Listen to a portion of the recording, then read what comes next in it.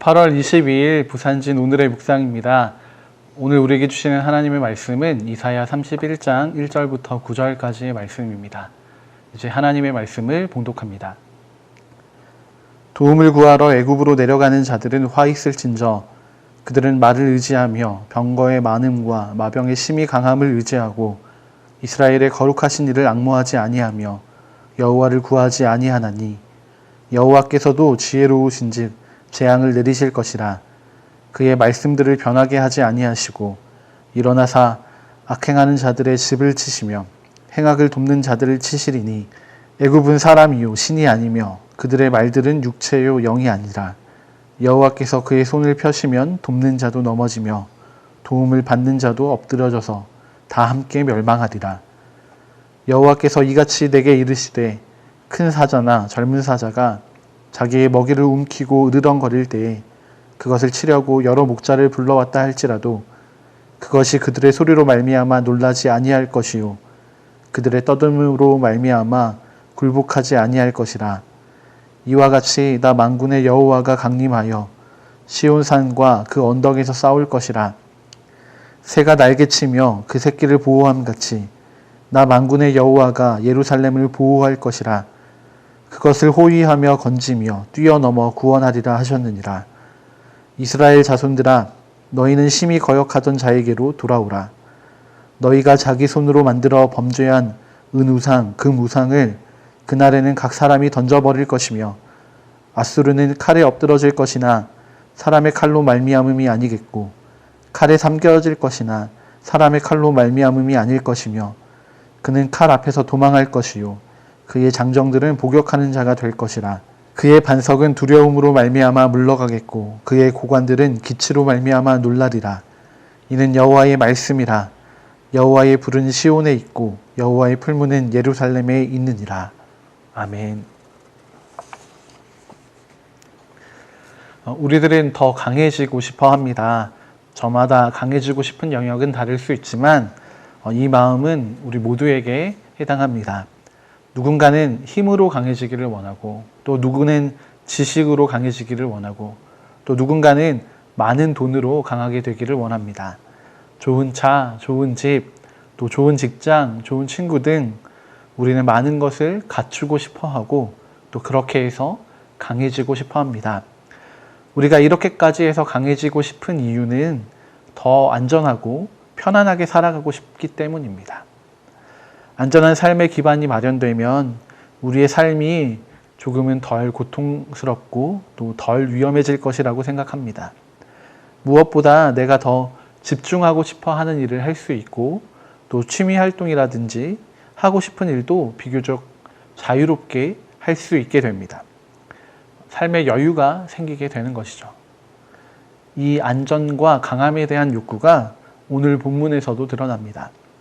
바로 유다 백성들이 자신들의 안전을 위해서 아수르와 대적할 강함을 얻기 위해 애굽으로 도움을 구하러 내려갑니다.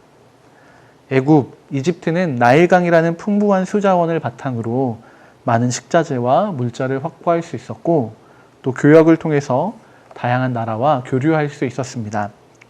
이것들을 통해 고대부터 문명을 발전시킬 수 있었고 또 주변 나라들로부터 강한 나라로 인정받게 되었습니다. 그 기술과 문명의 집약을 통해서 강력한 군사력도 갖출 수 있게 되었습니다. 누가 보더라도 애굽을 의지하는 것이 좋은 선택지처럼 보입니다. 정말 애굽의 도움이 있으면 또 애굽과 좋은 관계를 맺으면 유다 왕국의 상황이 좀 더 나아질 것 같기도 합니다. 군사도 충원되고 또 좋은 무기도 갖출 수 있으며 또 전쟁에 필요한 식량이나 물자의 원조도 받을 수 있게 되니까 이보다 더 든든한 아군이 없는 것처럼 느껴집니다. 그런데 유다 백성들이 잊어버린 한 가지가 있습니다. 3절의 말씀입니다. 애굽은 사람이요 신이 아니며 그들의 말들은 육체요 영이 아니라. 여호와께서 그의 손을 펴시면 돕는 자도 넘어지며 도움을 받는 자도 엎드려져서 다 함께 멸망하리라. 아멘. 이 말씀의 의미는 무엇입니까? 유다 백성들이 애굽을 단순히 도움을 청하는 국가가 아니라 더 크게 여기며 신처럼 모셨다는 것입니다. 애굽에서 바로는 신의 아들로 불리웁니다. 유다 백성들도 그 바로를 신으로 추앙하고 있는 것입니다. 참되신 하나님을 저버리고 또 눈에 보이는 강함을 사모하며 그 강함으로 말미암아 안전하기를 원하고 있습니다. 그러나 오직 하나님께만 구원의 능력이 있습니다. 유다 백성들이 그토록 꿈꾸던 평안과 강함은 오직 하나님을 통해서만 주어질 수 있는 것입니다. 그들의 가장 큰 아군이 바로 하나님이십니다. 그들에게는 하나님을 바라보고 하나님을 믿는 믿음이 필요합니다. 그러나 유다 백성들이 생각하기에는 하나님을 의지하는 것, 하나님을 믿는 것은 지금 그들이 처한 상황을 전혀 해결해 주지 못하는 말과 신념처럼 생각됩니다. 우리가 다 하나님을 믿지, 또 누군 안 믿니? 근데 이건 이렇게 해야지. 유다 백성들은 하나님에 대해서 신뢰하지 못했습니다. 그들을 향한 주변 나라들의 위협이 너무나 크게 다가왔고 또 주변 나라들이 애굽을 껄끄러워하는 것을 알고 있었기 때문에 애굽을 의지하는 것이, 애굽의 힘을 빌리는 것이 지금 상황에서 최선의 선택과 결정이라고 유다 백성들은 생각했습니다. 그들은 하나님을 믿지만 하나님을 믿지 않는 아이러니한 모습을 보여줍니다. 그들의 조상이던 아브라함도 기근이 들었을 때 애굽을 향해 내려갔었습니다. 기근을 해결할 식량이 애굽에 있다고 믿었습니다. 물론 애굽에는 아브라함과 그 직솔들을 배부르게 할 식량이 있었습니다. 아브라함은 그의 어려움이 정말로 해결되는 걸로만 생각했습니다. 그러나 그가 애굽에 내려간 것이 오히려 더 큰 어려움을 맞이하게 했습니다. 하나님을 믿지 않고 하나님을 묻지 않았던 것이 그 어려움의 시작이었습니다. 결국 아브라함은 그가 떠나왔던 베델로 다시 돌아오게 됩니다. 베델, 하나님의 집에서 그는 돌이켜 다시 한번 하나님과의 동행을 시작하는 것입니다. 유다 백성들은 아브라함처럼 하나님께로 돌아와야 합니다. 이것이 유다 백성들만의 이야기일까요? 어쩌면 우리들을 향한 하나님의 말씀이고 하나님의 마음이 아닐까요? 우리가 하나님을 믿는 믿음으로 굳건하게 서기를, 하나님을 믿는 믿음으로 우리의 삶의 기반을 삼기를 하나님께서 기대하고 계십니다. 우리의 삶의 강함은 다른 것이 아니라 하나님을 믿는 믿음으로 결정됩니다. 그 믿음이 우리를 하나님의 인도와 보호로 이끌어 갑니다. 그렇다면 하나님의 인도와 보호는 어떤 것입니까? 4절의 말씀입니다. 여호와께서 이같이 내게 이르시되 큰 사자나 젊은 사자가 자기의 먹이를 움키고 으르렁거릴 때에 그것을 치려고 여러 목자를 불러왔다 할지라도 그것이 그들의 소리로 말미암아 놀라지 아니할 것이요 그들의 떠듦으로 말미암아 굴복하지 아니할 것이라. 이와 같이 나 만군의 여호와가 강림하여 시온산과 그 언덕에서 싸울 것이라. 아멘. 하나님께서 그의 백성들을 향한 보호에 대해서 말씀하고 계십니다. 마치 사자가 그 먹잇감을 빼앗기지 않기 위해서 으르렁거리는 것을 말씀하고 계십니다. 사자가 움켜쥔 먹잇감은 그 누구도 빼앗지 못합니다.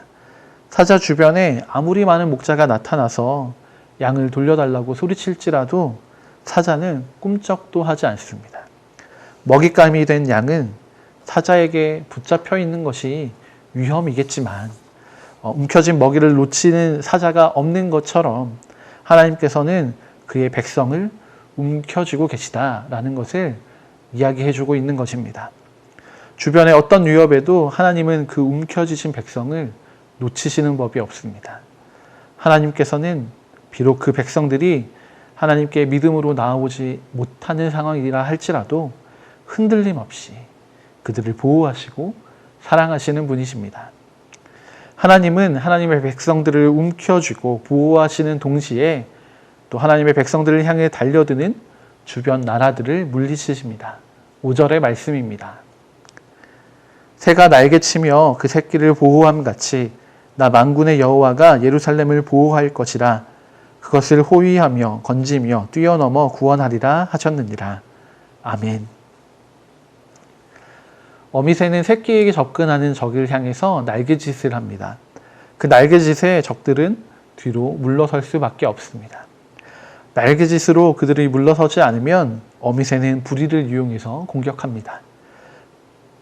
붙들려 갈 위험에 처한 새끼를 건져내고 또 이리저리 뛰어넘으면서 처절한 전투도 불사합니다. 하나님께서는 그의 백성들을 향해 다가오는 적들을 뿌리치십니다. 그리고 위험 가운데 있는 백성들을 건져내시며 또 그들을 위하여 싸우시는 하나님이십니다. 그리하여 하나님의 백성을 다시 하나님의 품으로 이끌어 오십니다. 하나님의 인도와 보호하심은 하나님의 측량할 수 없는 크고 위대하심에 기인합니다. 하나님께서 보호하시기로 결정하시면 하나님의 백성 중 어느 누구도 그 보호하심에서 벗어날 수 없고 또 그 대적들 중 어느 누구도 그 보호하심을 뚫어낼 수 없습니다. 하나님의 보호는 완전합니다. 하나님께서는 이렇게 애굽을 의지하지 말고 하나님을 믿을 것과 또 하나님의 보호하심이 완전함을 말씀하고 계십니다. 하나님의 이 말씀은 유다 백성들로 하여금 한 가지 선택의 기로에 서게 합니다. 눈으로 보기에 강한 나라지만 하나님의 뜻과 다른 애굽을 의지하며 살아갈 것인가? 아니면 보이지는 않지만 모든 것에 뛰어나신 참되신 하나님께로 돌아갈 것인가? 이제 유다 백성의 구원은 그들의 선택에 달려 있습니다. 오늘 우리가 마주하고 있는 이 말씀은 동일하게도 우리에게 질문합니다. 너희는 누구를 의지하며 사느냐? 유다 백성들의 태도는 우리와 비슷한 면이 많이 있습니다. 하나님을 믿지만 때로는 믿지 않는 우리의 연약함과 참 많이 닮아 있습니다. 보이지 않는 하나님보다 눈앞에 보이는 현실적인 대안들을 찾고 또 나를 조금 더 안전하게 할 만한 것들을 더 바라보고 있는 그 연약함이 우리에게 있습니다. 하나님께서는 이 거짓된 함정에 빠져 있는 우리들에게 오늘의 말씀을 통해서 하나님의 뜻을 나타내십니다. 나의 구원은 준비되어 있단다. 나는 전능한 하나님이야. 다시 나의 백성이 되지 않겠니? 하나님께서는 오늘 우리의 삶에서 믿음의 선택이 일어나기를 기대하고 계십니다. 사랑하는 부산진교회 성도 여러분, 오늘 하루 동안 하나님의 보호하심과 인도하심을 묵상하시면서 우리가 다시금 하나님께로 돌아가야 할 부분은 무엇이 있는지 확인하는 시간을 가지시면 좋겠습니다. 그래서 오늘 하루 동안 하나님의 보호하심이 여러분 모두와 함께 하시기를 축복합니다.